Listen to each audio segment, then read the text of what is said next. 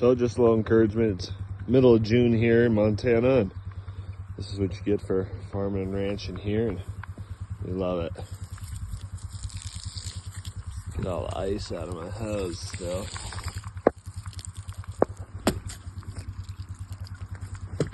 Making sure everything's just cleaned out. Put it up on the chicken tractors. It's a little warmer, a little quicker. And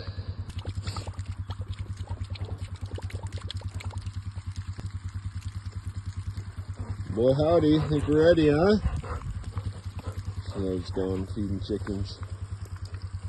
She's a good bird dog, aren't you? Yeah. Good girl.